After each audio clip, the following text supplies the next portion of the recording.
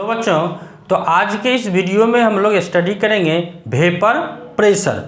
तो vapour pressure में भी हम लोग को देखना है vapour pressure of a liquid, किसी भी लिक्विड का वेपर प्रेशर क्या होता है। ठीक है बच्चों, तो इसके लिए हम लोग क्या करते हैं कि एक ओपन कंटेनर लेते हैं। ये कैसा कंटेनर है बच्चों? ये है ओपन कंटेनर, मतलब खुला हुआ कंटेनर है। इसमें हम लोग कोई भी लिक्विड को लिया। अब कोई भी जब हम लोग कंटेनर में लिक्विड लेंगे तो उसमें दो तरह के मॉलिक्यूल्स आपको होंगे। एक मॉलिक्यूल जो उसके सरफेस पे होगा और दूसरा मॉलिक्यूल जो अंदर में होगा। तो अंदर वाले मॉलिक्यूल को हम लोग क्या बोलते हैं? Bulk molecule. और जो उस लिक्विड के जो सरफेस पे, मतलब ऊपरी सतह पे जो लिक्विड होगा उसको क्या बोलेंगे? सरफेस मॉलिक्यूल, है ना। और जो इवेपोरेशन प्रोसेस होता है बच्चों, ये जो इवेपोरेशन होता है यह एक सरफेस फेनोमेनन है। सरफेस फेनोमेनन है, ठीक है। मीन्स सरफेस फेनोमेनन का मीन्स बच्चा ये हुआ कि उसके जो सरफेस पे लिक्विड मॉलिक्यूल्स है वह क्या करेगा? इवेपोरेट करेगा। वही मॉलिक्यूल क्या करेगा? एस्केप करता है ना।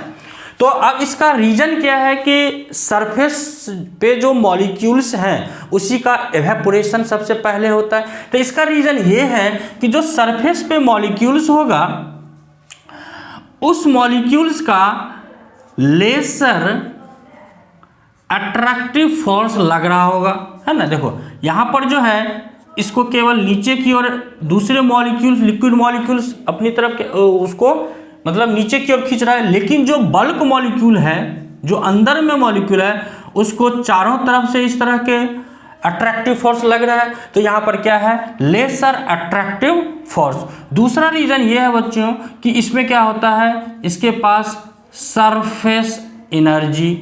सरफेस एनर्जी का मीन्स ये हो गया कि having more kinetic energy than other molecules, है ना। तो इस दो रीजन्स के कारण जो सरफेस पे लिक्विड मॉलिक्यूल्स है उस लिक्विड मॉलिक्यूल्स का क्या होता है? सबसे पहले एवेपोरेशन होता है। मीन्स कि एवेपोरेट करता है, वेपर्स बनाता है, ठीक है भाई।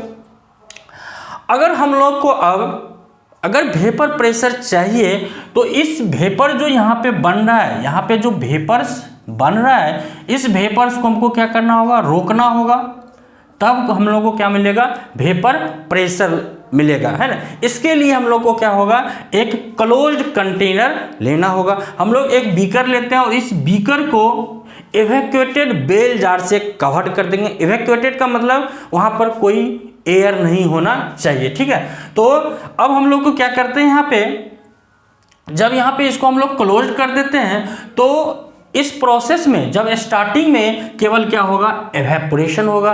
मीन्स कि ये जो लिक्विड मॉलिक्यूल्स है, इसके सरफेस पे जो लिक्विड मॉलिक्यूल्स है वह क्या होगा? एवेपोरेट होके वेपर्स का फॉर्मेशन होगा, ठीक है।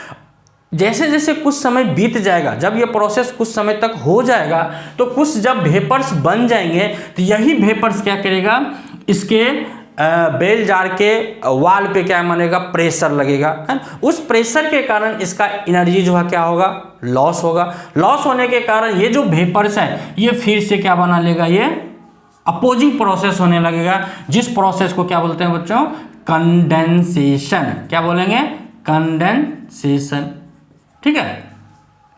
मीन्स कि लिक्विड मॉलिक्यूल बनना है जब वेपर, तो इवेपोरेशन। वही जो वेपर्स बन गया वही वेपर फिर से कन्वर्ट हो जा रहा है लिक्विड मॉलिक्यूल्स में, तो उसको क्या बोलते हैं हम लोग? कंडेंसेशन, ठीक है।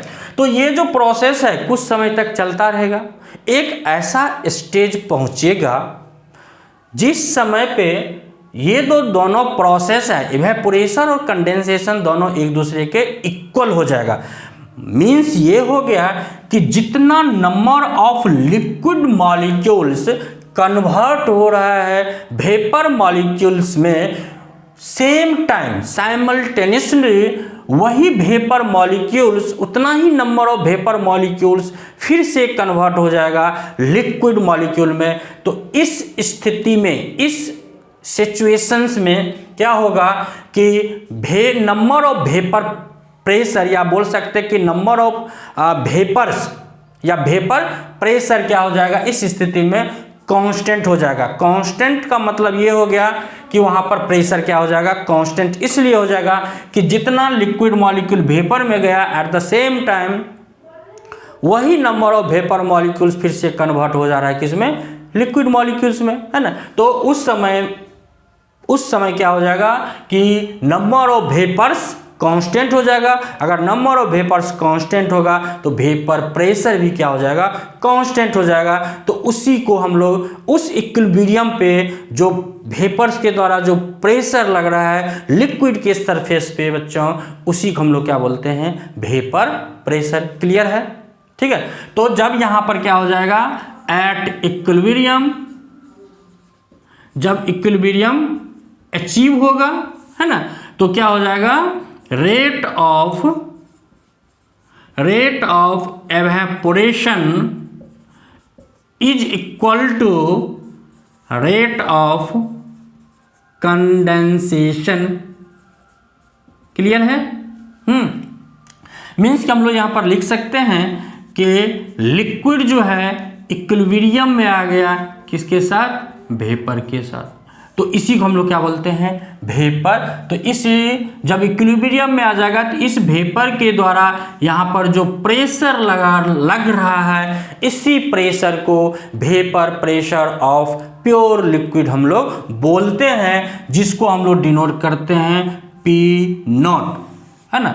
अगर यहाँ पर वाटर है तो P0 वाटर, तो इसको क्या बोलेंगे हम लोग, vapour pressure of pure water. यहाँ पर लिक्विड अगर मान लो कि केवल P0 है तो हम लोग लिख सकते हैं vapour pressure of pure liquid.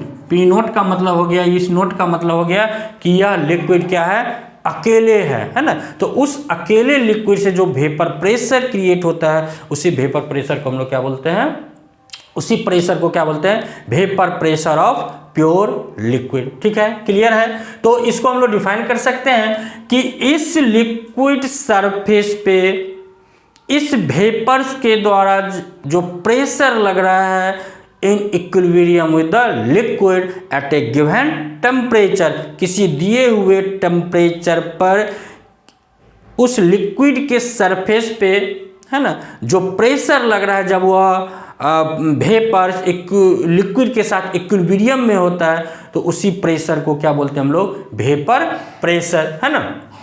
ठीक है बच्चों। तो अब ये जो वेपर प्रेशर्स है, इसको हम लोग कैसे डिफाइन कर सकते हैं, the pressure exerted by vapors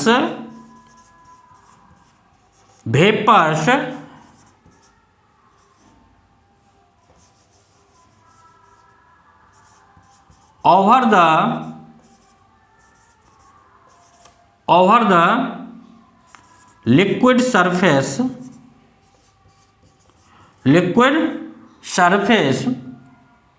in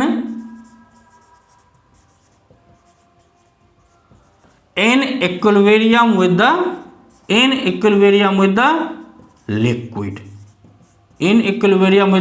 liquid, इसी प्रेशर को क्या बोलते हैं हम लोग, इसी जो प्रेशर लग रहा है उसको क्या बोलते हैं, vapour pressure at a temperature क्या होना चाहिए, एट ए गिवन टेम्परेचर, क्योंकि टेम्परेचर बदलने से वेपर प्रेशर भी क्या होता है, चेंज होता है। तो किसी दिए हुए टेम्परेचर पर लिक्विड के सरफेस पे जो वेपर के द्वारा प्रेशर लग रहता है, जब वह वेपर्स इक्विलिब्रियम में हो लिक्विड के साथ, ये जब हो तब उस प्रेशर को क्या बोला जाता है, वेपर प्रेशर। क्लियर है, ठीक है। अब देखो बच्चों क्या होता है कि ये जो किसी भी लिक्विड का वेपर प्रेशर किन किन फैक्टर्स पर डिपेंड करता है, ठीक है। ये जो फैक्टर्स हैं केवल दो फैक्टर्स पर ये डिपेंड करता है। एक है nature of the liquid, nature of the liquid क्या है, और दूसरा क्या है, टेम्परेचर। अगर आप टेम्परेचर को वैरी करोगे तो सेम लिक्विड का वेपर प्रेशर भी क्या होगा, वैरी होता है ना। तो जो फैक्टर्स हैं,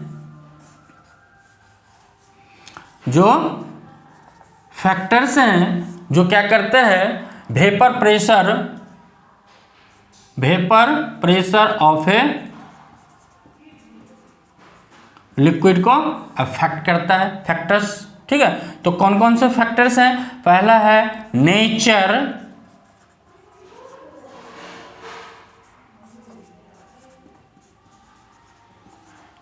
ऑफ द लिक्विड। तो इसमें क्या होता है कि जो वेपर प्रेशर होता है किसी भी लिक्विड का, वह इनवर्सली प्रोपोर्शनल होता है इंटरमॉलिक्यूलर फोर्स ऑफ इंटरेक्शन,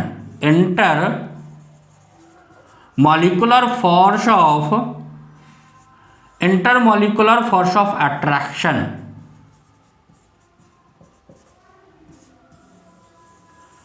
देखो क्या होता है कि नेचर ऑफ लिक्विड पर वेपर प्रेशर डिपेंड करता है ना। तो जिस तरह का लिक्विड होगा, जिस तरह का लिक्विड का मतलब ये हो गया कि उस लिक्विड मॉलिक्यूल्स के बीच में जो फोर्स लग रहा है, जिसको हम लोग इंटरमॉलिक्यूलर फोर्स ऑफ अट्रैक्शन बोलते हैं, वह किस नेचर का? नेचर का मीन्स ये हो गया कि वो स्ट्रांग है कि वीकर है। अगर वीकर फोर्स ऑफ अट्रैक्शन होगा मॉलिक्यूल्स के बीच, तो उसमें थोड़ा सा भी एनर्जी उसको मिलेगा, वह एस्केप करके वेपर फेज में चला जाएगा। अगर मान लो कि उस लिक्विड मॉलिक्यूल्स के बीच में जो फोर्स लग रहा है वह बहुत ही स्ट्रांग है, तो उस लिक्विड मॉलिक्यूल्स को वेपर फेज में जाने के लिए उसको अधिक से अधिक एनर्जी चाहिए, तो उसको क्या होगा, वहाँ पर वेपर प्रेशर क्या होगा, कम बनेगा, है ना, कम डेवलप्ड होगा। वेपर कम बनेगा तो वेपर प्रेशर भी क्या होगा, कम होगा, है ना। तो ये अगर मान लो कि एग्जाम्पल से अगर हम लोग समझें, मान लो कि आपके पास एक वाटर लिक्विड है और एक क्या है, इथेनॉल है। वाटर है और ये क्या है, इथेनॉल है।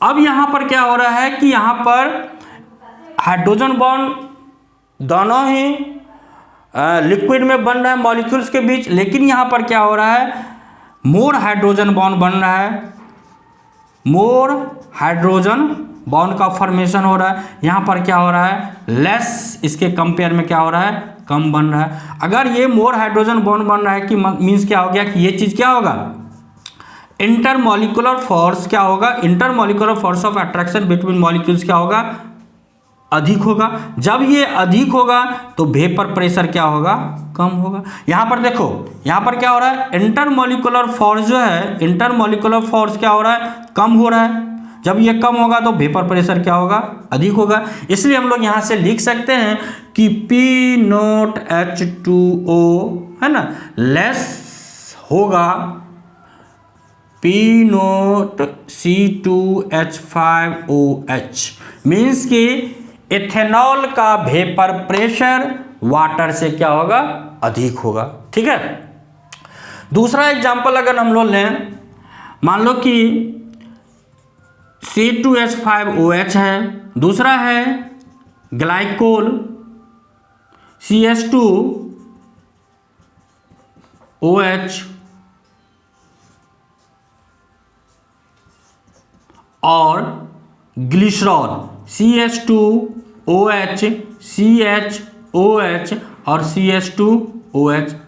इसमें 1 अल्कोहल ग्रुप है, इसमें 2 है, इसमें 3 है। तो नंबर ऑफ, ये क्या होगा कि यहाँ पर जो है मोर हाइड्रोजन बॉन्ड बन रहा है, ये अपने में बनाएगा, दूसरे के साथ भी बनाएगा, है ना। तो मोर नंबर ऑफ हाइड्रोजन बॉन्ड बन रहा है। यहाँ पर क्या हो रहा है, less number of hydrogen bond बन रहा है ना। जब less number of hydrogen bond बनेगा तो इंटरमॉलिक्यूलर फोर्स ऑफ अट्रैक्शन क्या होगा, कम होगा। ये जब कम होगा तो वेपर प्रेशर क्या होगा, अधिक होगा। यहाँ पर क्या हो रहा है, मोर हाइड्रोजन बॉन्ड बन रहा है, मतलब कि इंटरमॉलिक्यूलर फोर्स ऑफ अट्रैक्शन अधिक हो रहा है, तो वेपर प्रेशर क्या होगा, कम होगा। ठीक है, जैसे तीसरा एग्जांपल अगर हम लोग देखें, डाईइथाइल ईथर है और दूसरा है इथाइल अल्कोहल। तो यहाँ पर क्या होगा, यहाँ पर जो है इसका P0 डाईइथाइल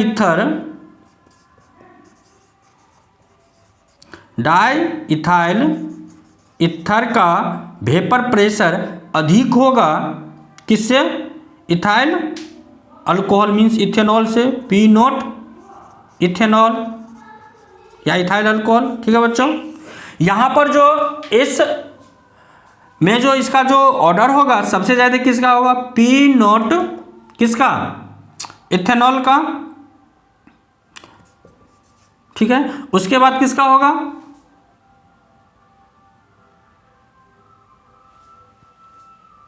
सॉरी यहां पर इसका है सबसे ज्यादा, यहां पर क्या होगा, पी नॉट C2H5 का। उसके बाद किसका होगा, पी नॉट ग्लाइकोल, और उसके बाद किसका होगा, पी नॉट ग्लिसरॉल। ठीक है, ये इसका ऑर्डर हो गया। ठीक है बच्चों, दूसरा जो इसका फैक्टर है वह क्या है, temperature.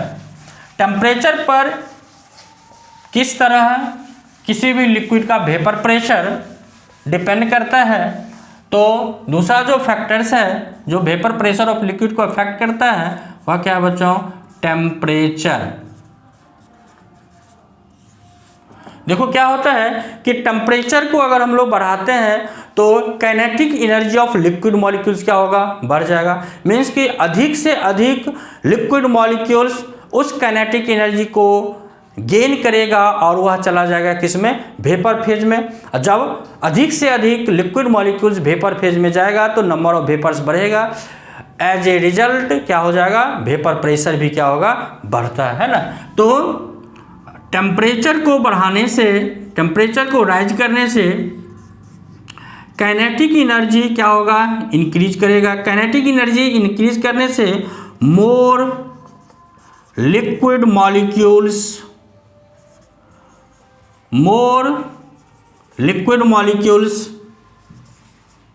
Goes into vapour phase, vapour phase में जाएगा तो नंबर ऑफ वेपर्स